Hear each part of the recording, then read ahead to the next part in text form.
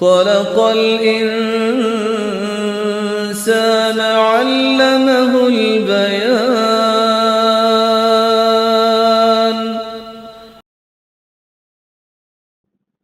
نحمده ونصلي على رسوله الكريم، أما بعد، فأعوذ بالله من الشيطان الرجيم.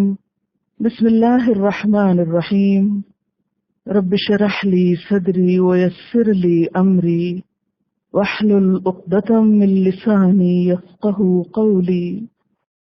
ترجمہ: وللہ، اور اللہ کے لیے ہے، ما فی السماوات، جو آسمانوں میں ہے، وما فی الارض، اور جو زمین میں ہے، وکان اللہ، اور ہے اللہ تعالی، بکل شیء، ہر چیز کو، محیطا، گھیرنے والا، و، اور،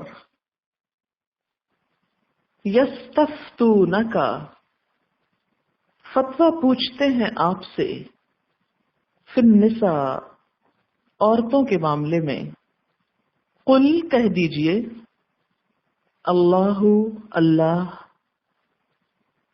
یفتیکم، فتویٰ دیتا ہے تم کو،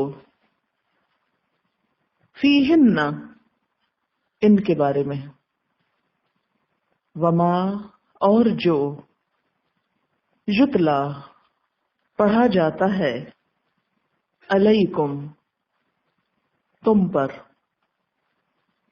فی الکتاب، کتاب میں، فی، میں، یتامى، یتیم، النساء، لڑکیاں، یتیم لڑکیوں کے بارے میں، اللاتی، وہ جو، لا تؤتونہن، نہیں تم دیتے ان کو، ما، جو، کتبہ، لکھا گیا، مقرر کیا گیا، لہن، ان کے لیے، وترغبون، اور تم رغبت رکھتے ہو، ان کے، تنکحوہن، تم نکاح کر لو ان سے، والمستضعفین، اور کمزور سمجھے جانے والے، من الولدان، بچوں میں سے، وَأَن، اور یہ کہ، تقوموا، تم قائم رہو، للیتامیٰ، یتیموں کے لیے، بالقسط، انصاف پر، وما، اور جو، تفعلوا، تم کرو گے، من خیر، نیکی میں سے، فإن اللہ، تو بے شک اللہ تعالی، کانا، ہے، بھی، اس کو، علیما، جاننے والا، وإن امرأۃ، اور اگر کوئی عورت، خافت، ڈرتی ہو، من بالہا، اپنے شوہر سے، نشوزن، بدسلوکی سے، سرکشی سے، او، یا، اعراضن، بے رخی سے، فلا، تو نہیں ہے، جناح، کوئی گناہ، علیہما، ان دونوں پر، ان یصلحا، کہ وہ اصلاح کر لیں، بینہما، آپس میں،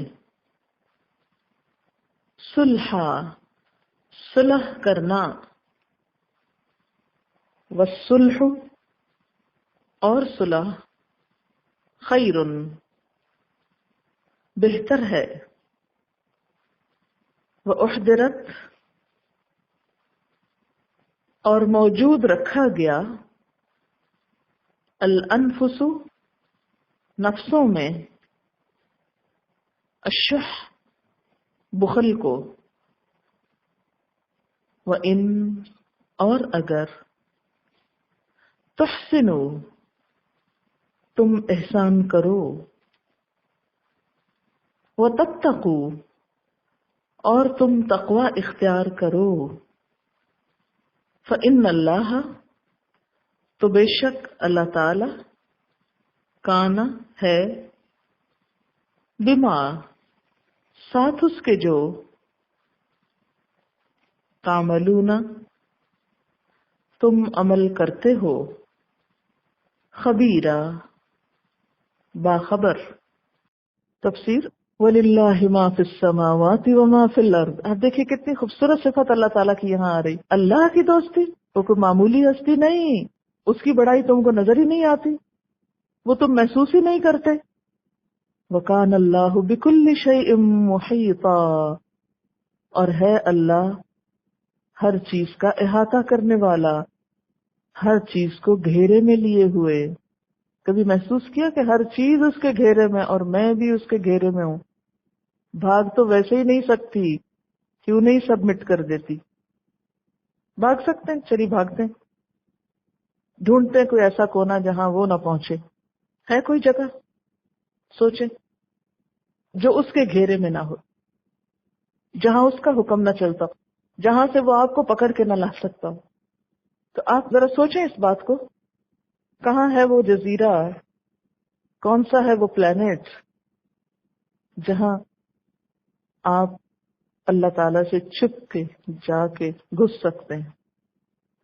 اللہ تعالیٰ سے جتنا بھی بھاگیں گے، جہاں بھاگیں گے، اس کو بھلائیں گے، چھوڑیں گے، پیچھے رہیں گے، اس سے کوئی واسطہ، کوئی ذریعہ، کوئی طریقہ ہو ہی نہیں سکتا۔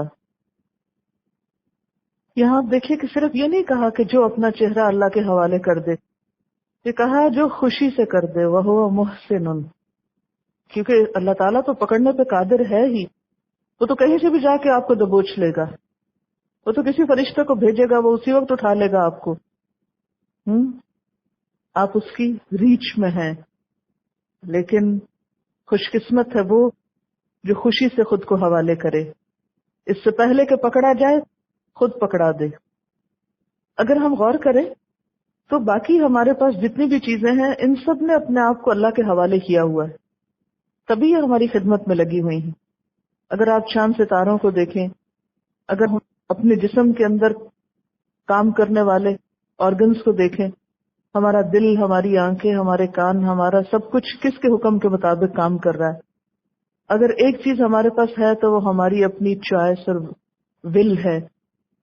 امتحان اس کا ہے کہ اس کو اللہ کے حوالے مرضی سے دیتے ہیں یا نہیں، اس کو سبمٹ کرتے ہیں یا نہیں۔ امتحان اسی چیز کا۔ باقی چیزیں تو پہلے ہی اس کی مرضی کے مطابق کام کر رہی ہیں، باقی چیزوں نے تو پہلے سے ہی سبمٹ کر رکھا ہے۔ یہ کسی نے بہت خوبصورت بات لکھی ہے کہ جنت اللہ کا انعام ہے، اور انعام کسی کارنامے پہ ملتا ہے، نہ کہ صرف باتیں بنانے پر یا آرزوؤں اور تمناؤں پر۔ اس میں یہ بات بھی بہت اچھی طرح آ گئی ہے کہ جنت ہمارے عمل کی وجہ سے نہیں ملتی، جنت اللہ تعالیٰ کے فضل اور انعام سے ہی ملتی، اللہ کی رحمت سے ملتی۔ تو اللہ کی رحمت کس پہ آتی ہے؟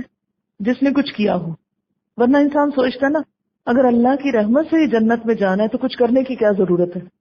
بعض لوگ اس طرح سوچنے لگتے ہیں، کیونکہ حضور صلی اللہ علیہ وسلم نے بھی فرمایا تھا کہ جنت میں کوئی شخص نہیں جا سکتا جب تک کہ اللہ تعالیٰ کی اس پر رحمت نہ ہو۔ تو لوگوں نے پوچھا کہ اللہ کے رسول صلی اللہ علیہ وسلم آپ بھی؟ تو آپ نے فرمایا ہاں، الا ان یتغمدنی اللہ برحمہ، مگر یہ کہ اللہ مجھے اپنی رحمت سے ڈھانپ لے۔ یہ حدیث کے الفاظ ہیں، کیونکہ اتنی بڑی جنت جو ہے اس کے لیے ہمارے یہ اعمال کافی نہیں، یہ ٹوٹی پھوٹی جو کوششیں ہم کرتے رہتے ہیں یہ کافی نہیں، اور اس میں بھی بہت سارا حصہ پتہ نہیں کیسی نیتوں اور کیسے گناہوں سے مزید اٹ جاتا ہے اور گرد آلود ہو جاتا ہے اگر نیکی کر بھی بیٹھے ہم۔ تو اس لیے جنت ملے گی اللہ کی رحمت سے، لیکن وہ رحمت کس پر آتی ہے؟ جس نے کچھ کیا ہو. تو جنت اللہ کا انعام ہے. انعام کسی کارنامے پہ ملتا ہے، نہ کہ صرف باتیں بنانے یا آرزوؤں پر. وَيَسْتَفْتُونَكَ فِي النِّسَاءِ، اور وہ فتویٰ مانگتے ہیں آپ سے عورتوں کے بارے میں. فیتے یہ سے ہے، یستفتونک فتویٰ طلب کرنا. استفتاء کسی مشکل بات کا حل دریافت کرنا، حکم دریافت کرنا. قل اللہ یفتیکم فیہن، کہہ دیجئے اللہ تعالیٰ تم کو ان کے بارے میں فتویٰ دیتا ہے، جواب دیتا ہے. اللہ تعالیٰ ان کے بارے میں وضاحت فرماتا ہے. وما یتلی علیکم فی الکتاب، اور جو پڑھا جاتا ہے تم پر کتاب میں، یعنی قرآن پاک میں. گویا اللہ تعالیٰ کی کتاب کی وہ آیات وضاحت کرتی ہیں جو اس سے پہلے تم پڑھ چکے ہو. کس کے بارے میں؟ فی یتام النساء، یتیم لڑکیوں کے بارے میں. کتاب اللہ کی کون سی آیات؟ سورۃ النساء کی آیت نمبر 3، جس میں ان لوگوں کو بے انصافی سے روکا گیا جو یتیم لڑکی سے اس کے حسن و جمال کی وجہ سے شادی تو کر لیتے لیکن مہر نہیں دیتے تھے. اللاتی، وہ عورتیں، لا تؤتونہن، نہیں تم دیتے ان کو. کیا نہیں دیتے؟ ما کتب لہن، جو لکھا گیا ان کے لیے. کیا؟ مہر اور حق وراثت وغیرہ. وترغبون، اور تم رغبت رکھتے ہو، ان تنکحوہن، کہ تم نکاح بھی کر لو ان سے.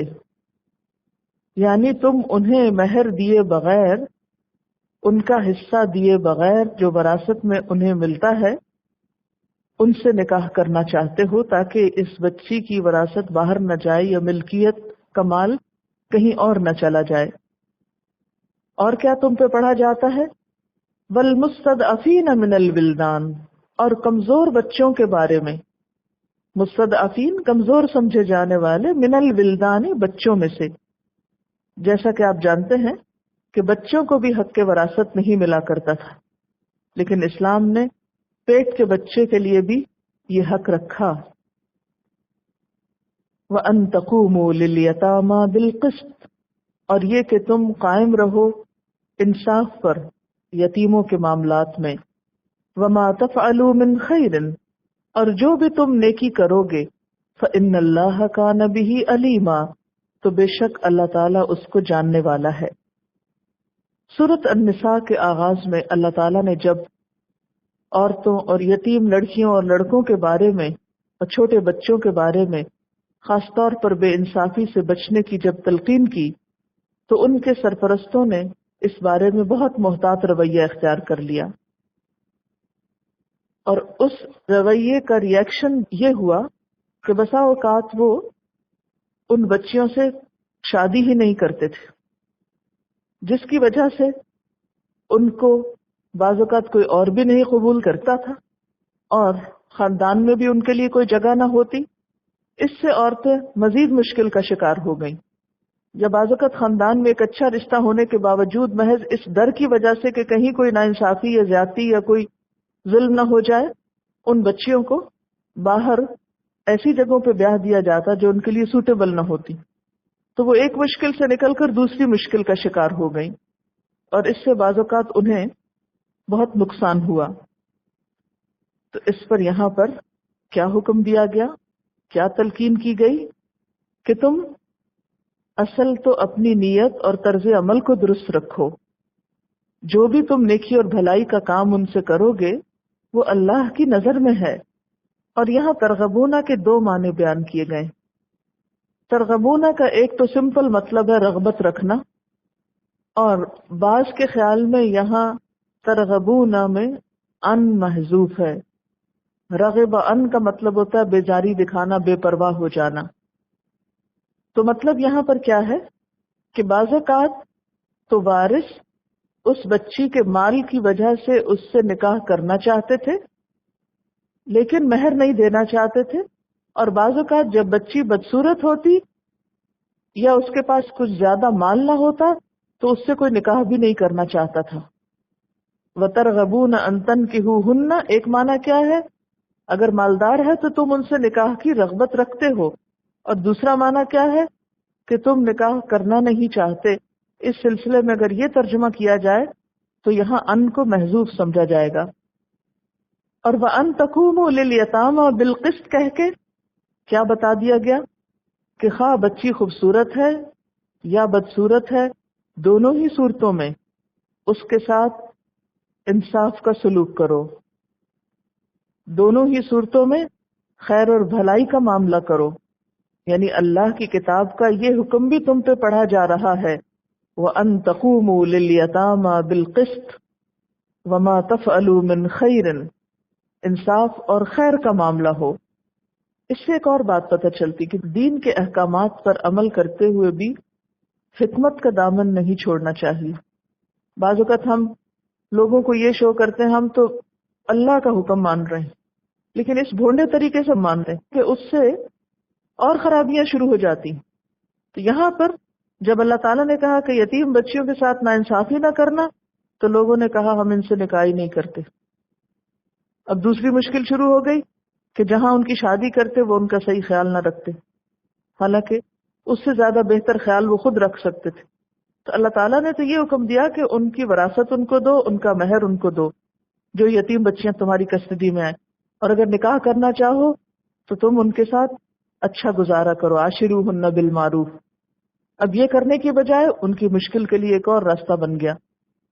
تو اس میں ایک بہت بڑی نصیحت ہے ہم سب کے لیے۔ بعض اوقات ہم شوہر گھر آئے تو کہتے ہیں ذرا نماز پڑھ لیں، وہ آ کے بھوکا بیٹھا ہے، کوئی اس کو پوچھنے والا نہیں، اور ہم ہے کہ نماز پہ نماز پڑھ رہے ہیں۔ کیا ہے بھی اللہ کا حکم مان رہے ہیں اور بڑے خشوع و خضوع سے لمبی نماز پڑھ رہے ہیں۔ اب دیکھیں کہ اس سے وہ افینڈ ہوگا یا نہیں۔ آپ کو چاہیے تھا کہ یہ خشوع و خضوع اس کے آنے سے پہلے کر لیتی، یا پھر یہ کہ اس کو کھانا کھلانے کے بعد اس خشوع و خضوع میں آپ مبتلا ہوں۔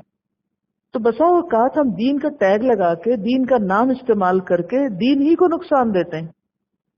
تو ایسے بھی تمام رویوں سے پرہیز کرنا چاہیے۔ تو ہوا یہ کہ جب ایک طرف سے وہ ان سے ناانصافی کو بچنے لگے تو دوسری طرف ایک اور ناانصافی بھی ہونے لگی۔ تو پھر نیکی کس چیز کا نام ہے؟ نیکی اس چیز کا نام ہے کہ اللہ کے حکم پر عمل کرتے ہوئے انسان چاروں طرف آنکھیں کھول کے حکمت کے ساتھ معاملہ کرے۔ مثلا اللہ کا حق دیتے ہوئے بندوں کے حق پہ ظلم نہ ڈھائے، اور اسی طرح بندوں کے حق کا خیال کرتے ہوئے اللہ کا حق نہ بھولے۔ یہی تو اصل مشکل اور آزمائش ہے کہ بیچ کی پتلی دھار پہ چلنا ہے ہم کو، نہ ادھر لڑکنا نہ ادھر لڑکنا ہے۔ یہی سب سے مشکل کام ہے، یہی تو امتحان ہے نا۔ اکثر لوگ دو ایکسٹریم میں سے کسی ایک پہ ہو جاتے ہیں، اور اسی سے دین کی خوبصورتی ختم ہو جاتی۔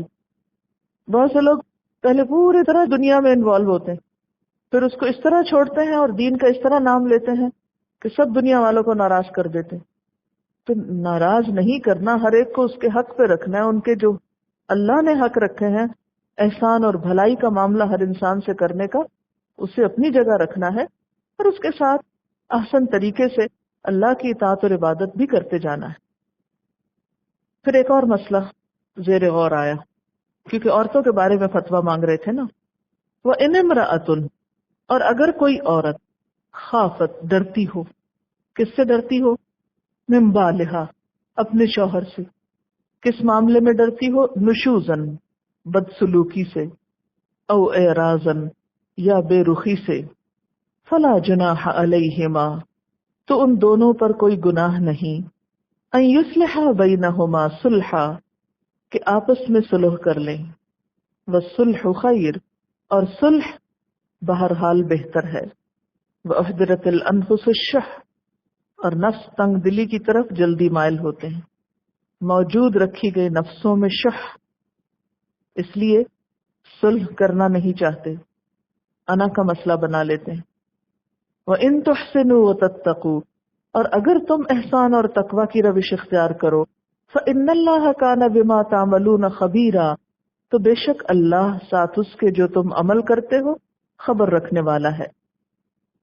سورۃ النساء کے شروع میں آپ عورتوں کے نشوز کے بارے میں پڑھ چکے ہیں کہ اگر کوئی شوہر اپنی بیوی سے نشوز کا خطرہ رکھتا ہو، اور یہ کب بات ہوئی تھی؟ جب یہ حکم آیا تھا الرجال قوامون علی النساء، کہ مرد عورتوں پر قوام ہے۔ پھر آگے جا کے کہا اگر کوئی شوہر اپنی بیوی کے نشوز سے ڈرتا ہو، عورت کا نشوز کیا ہوتا ہے؟ مرد کی قوامیت اور اس کی برتری کو تسلیم نہ کرنا، مرد کے مقابلے میں سر اٹھانا، سرکشی دکھانا، اس کی بات نہ سننا، اس کی اطاعت نہ کرنا، اسے کچھ نہ سمجھنا، اسے اپنے سے حقیر سمجھنا، اس کو نشوز کہتے ہیں، اور یہ عورت کا نشوز ہوتا ہے۔ مرد کا نشوز کیا ہوتا ہے؟ کیونکہ یہاں عورت ڈر رہی ہے نا مرد کے نشوز سے۔ مرد کا نشوز عورت کے ساتھ برا معاملہ، بد اخلاقی، بدسلوکی، اس کو حقیر سمجھنا اور اس سے بے رخی اور بے پرواہی، یہ مرد کا نشوز ہوتا ہے۔ جب عورت نشوز کرے تو وہاں ریمیڈی بتائی گئی، پہلے نصیحت کرو، پھر اسے بستر سے الگ کر دو، پھر اس کے بعد لگاؤ۔ اب آپ دیکھیں، اب عورت اپنے شوہر کے نشوز سے ڈرتی کہ وہ بیوی کا حق پورا نہیں دیتا، اور اس حد تک جا چکا ہے کہ اب وہ بیوی سے پیچھا چھڑانے کی سوچتا ہے۔ اب بیوی جانا نہیں چاہتی، کیونکہ اکثر خواتین جو ہیں بیچاری مجبور ہوتی ہیں، بسا اوقات پیرنٹس نہیں ہوتے، کوئی اور سنبھالنے والا نہیں ہوتا، ان کو وہیں رہنا ہوتا ہے، لیکن شوہر ہے کہ وہ کہتا ہے کہ میں تو اس عورت سے تنگ آ گیا اور میں تو اس کو نکال رہا ہوں۔ بہانہ کوئی بھی بنا سکتا ہے، وجہ کوئی بھی ہو سکتی۔ اب کیا ہو؟ اب اس مسئلے کو حل تو کرنا ہے۔ رات ایک خط آیا میرے پاس کسی بیچاری خاتون کا، اس نے ایک مسئلہ لکھا ہو کہ میرا شوہر جب مجھ سے ایک چھوٹی سی بات پہ بھی ناراض ہوتا ہے تو 3 دفعہ طلاق ضرور بول دیتا ہے۔ جب میں اپنے گھر والوں کو بتاتی ہوں، ماں باپ تو ہے نہیں، بہن بھائیوں کو بتاتی ہوں تو وہ سنتے ہی نہیں۔ 4 بچے ہیں میرا کوئی سنبھالنے والا نہیں، میں کہیں جا نہیں سکتی، مجھے کیا کرنا چاہیے؟ اور یہ کئی دفعہ ہو چکا ہے، اور اگر میں اس سے الگ ہو کے رہتی ہوں یا اسے کہتی ہوں میں جا رہی ہوں تو گولیاں بھرنا شروع کر دیتا، بندوق میں کہتا ہے میں تمہیں اڑا دوں گا۔ اس قدر مجھے تکلیف ہوئی پڑھ کے، وہ صحیح الفاظ پڑھو تو آپ کے رونگٹے کھڑے ہو جائیں۔ ایسے ایسے تشدد اور ظلم و ستم کا شکار ہوتی ہیں، اور پھر اتنا شکر ادا کیا اللہ کا کہ ہم ایسے ہی چھوٹی چھوٹی باتوں پر بعض اوقات ناراض ہونے لگتے ہیں شوہروں سے اور گھروں کو جہنم بنائے رکھتے ہیں۔ اور دوسری بات یہ ہے کہ مجھے پھر وہ آیت یاد آئی الا المستضعفین من الرجال والنساء، مگر مجبور لوگ مردوں میں سے اور عورتیں جو بہت کمزور ہیں، لا یستطیعون حیلۃ، کوئی راستہ ان کو نہیں ملتا، کوئی ہیلا نہیں، کوئی راہ نہیں، کوئی آلٹرنیٹ نہیں، کوئی آپشن نہیں ان کے پاس، کدھر جائیں، کیا کریں؟ بہن بھائی کوئی سننے کو تیار نہیں، وہ کہتے اپنے گھر جاؤ۔ ظاہر وہ 4 بچوں کا بوجھ کیسے اٹھائیں گے ساتھ؟ آج تو ہر گھر میں اتنی خود غرضی بڑھ چکی ہے کہ اپنا ہی پورا نہیں ہے تو دوسرے کو کہاں سنبھالیں؟ اب بتائیں وہ کہاں جائے گی؟ آپ مسئلہ حل کریں اس کا۔ اب ایسا ہی کوئی کیس ہو کہ شوہر بد اخلاقی کرتا ہو، بدسلوکی کرتا ہو، اعراض برتتا ہو، توجہ ہی نہ دیتا ہو، اب اس کا علاج کیا؟ اس کا علاج یہ ہے کہ عورت اپنے کچھ حقوق کی کمی بیشی پر راضی ہو کر ساتھ رہتی رہے، یعنی عورت پر کوئی حرج نہیں کہ حقوق کی کمی کے ساتھ صلح کر لے۔ وہ کہے اچھا ٹھیک ہے میں اپنا مہر معاف کرتی ہوں، میں نان نفقے کی کمی برداشت کرتی ہوں۔ بعض اوقات وہ دوسری شادی کرنا چاہتا ہے، عام طور پہ مردوں میں یہ مشکل بھی ہوتی ہے، جب وہ دوسری شادی کرنا چاہتے ہیں تو وہ پھر پہلی بیوی کو ہر حربے سے ستانا شروع کر دیتے ہیں، اور وہ چاہتے ہیں کہ یہ نکل جائے تاکہ رستہ صاف ہو جائے۔ ایسے میں عورت پھر کیا کرے؟ اگر نکلتی ہے تو کہاں جائے، اور اگر وہاں رہتی ہے تو اذیت ہے، تو دونوں میں دیکھ لے کہ بڑی اذیت کیا ہے۔ اگر وہ سمجھتی ہے کہ باہر نکل کے کوئی اور اس کے پاس راستہ ہے، چارہ ہے، کوئی آلٹرنیٹ ہے تو ٹھیک ہے چلی جائے، کیونکہ آگے اس کا بھی ذکر آیا وہیں یہ تفرقہ، اگر وہ دونوں الگ ہو جائیں تو بھی ٹھیک ہے، اللہ نے یہ راستہ رکھا ہے۔ دین اسلام ان مذاہب کی طرح نہیں ہے کہ جس میں طلاق ہے ہی نہیں۔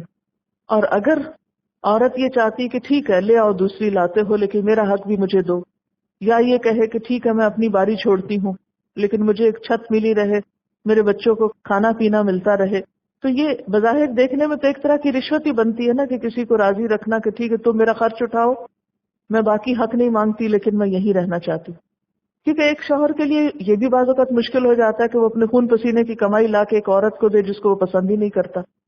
تو ایسے میں اگر عورت باقی حق چھوڑ کر یہ چاہتی ہے کہ اس کو ایک شیلٹر ملا رہے، اور حق کی کمی بیشی پہ وہ راضی ہونا چاہتی ہے تو فرمایا کوئی حرج نہیں، ایسے کیا جا سکتا ہے۔ یعنی اگر کوئی عورت اپنے خاوند سے لڑائی جھگڑے، بے رخی کا خطرہ محسوس کرتی ہے یا بدسلوکی دیکھتی ہے تو پھر کیا کرے؟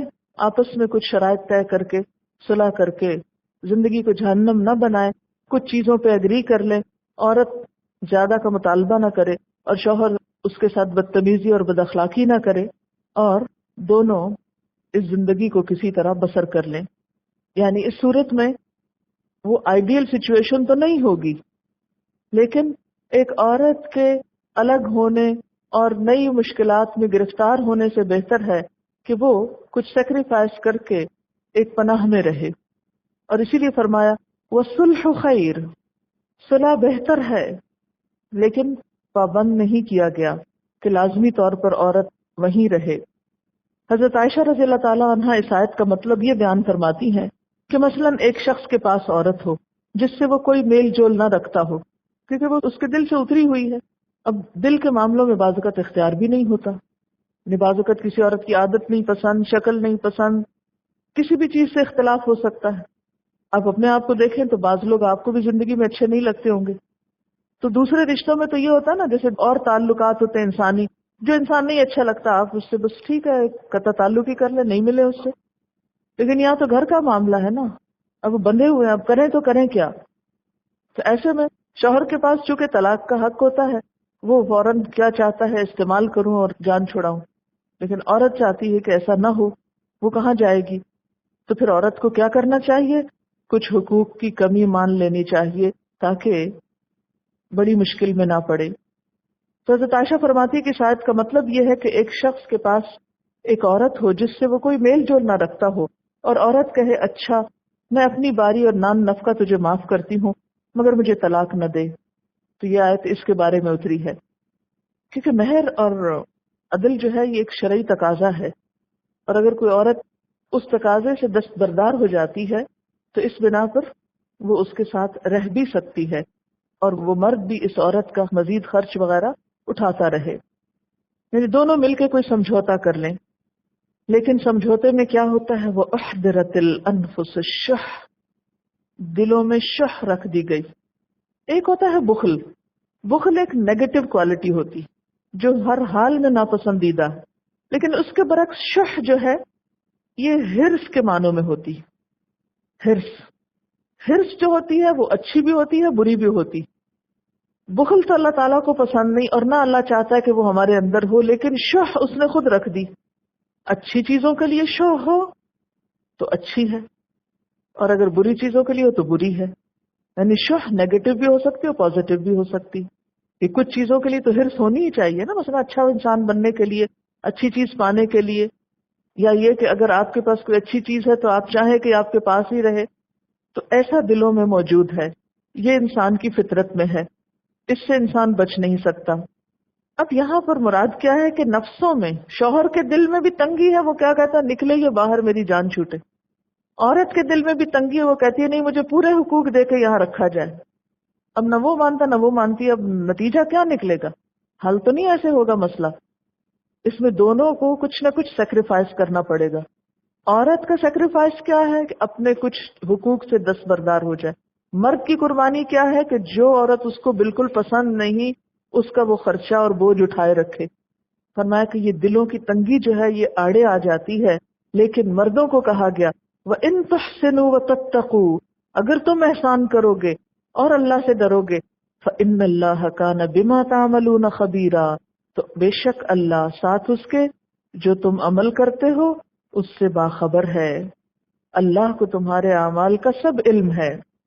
اور ایک بات یہ بھی یاد رکھیے کہ انسانی تعلقات کی خرابی کی ایک بہت بڑی وجہ ہرس ہوتی، صرف اپنے لیے خیر چاہنا، صرف اپنی مرضی پوری کرانا، جو میں چاہتا ہوں وہ ہو جائے، جو میں دیکھتا ہوں وہ صحیح ہے۔ تو یہ جو نفس کی تنگی ہے یا اندر کی گھٹن ہے، یہ بسا اوقات انسان کو بڑی بڑی مشکلات کا شکار کر دیتی۔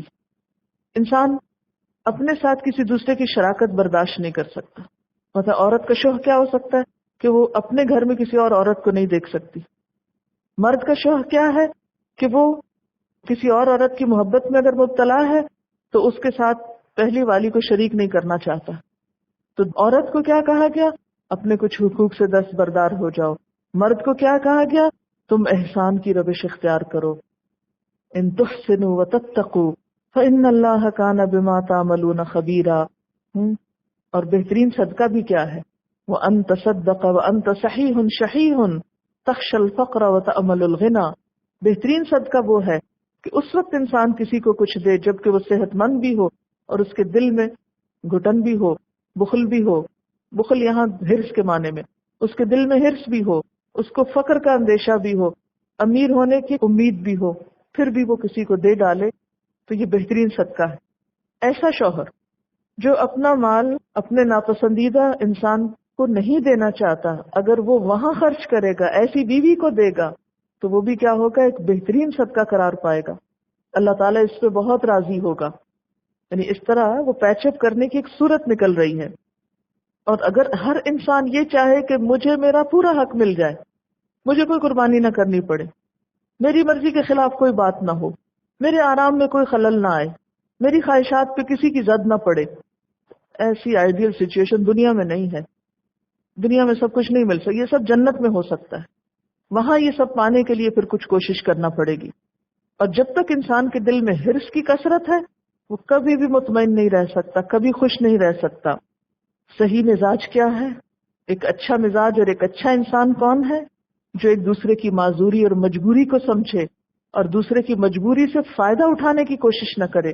کیونکہ شوہر بعض اوقات بیوی کی مجبوری سے فائدہ اٹھانا چاہتے ہیں. اس کا کوئی دیکھنے سنبھالنے والا نہیں، یہ مجبور ہو کر ایسے ہی رہے گی، لہذا جو ظلم چاہو کرو. اور اسی طرح بسا اوقات عورت جو ہے وہ بچوں کو شوہر کی مجبوری سمجھتے ہوئے اس کو ایکسپلائٹ کرتی ہے. اب دیکھیں پیچھے محسن کی بات ہوئی تھی نا، اور پھر یہاں پر تحسنوں کا استعمال بھی ہو گیا. یعنی محسن ہونا صرف خوش خیال ہونا نہیں ہے، بلکہ عملی زندگی میں جب انسان کو اپنی مرضی کے خلاف کچھ کرنا پڑے، اپنے ول کے اگینسٹ کچھ کرنا پڑے، اپنی خواہش کے برعکس کچھ کرنا پڑے، تو بھی کر دے، کسی اور کی خوشی کے لیے، کسی اور کے بھلے کے لیے. اس سے اللہ کی رحمت حاصل ہوگی. وَإِن تُحْسِنُوا، اور آپ کو یاد ہے نا احسان کیا ہوتا ہے؟ عدل سے بڑھ کے ہوتا ہے. اور یاد رکھے کہ معاشرے کی اصلاح اور معاشرے میں خوشی صرف اس بات سے نہیں ہو سکتی کہ ہر شخص اپنا حق لینا جانتا ہو. اس سے نہیں خوشیاں ملتی. خوشیاں کب ملتی ہیں؟ اپنی مرضی کے خلاف اور اپنے حق سے بڑھ کے کسی دوسرے کو دینے سے. اگر ہر شخص اپنی پوزیشن جسٹیفائی کرتا رہے اور اپنے آپ کی صفائی پیش کرتا رہے اور اپنا حق جتاتا رہے تو معاملہ کبھی بھی درست نہیں ہو سکتا. اس سے نیچے آ جانا چاہیے. وآخر دعوانا ان الحمد للہ رب العالمین. سبحانک اللہم وبحمدک نشہد ان لا الہ الا انت نستغفرک ونتوب الیک. والسلام علیکم ورحمۃ اللہ وبرکاتہ.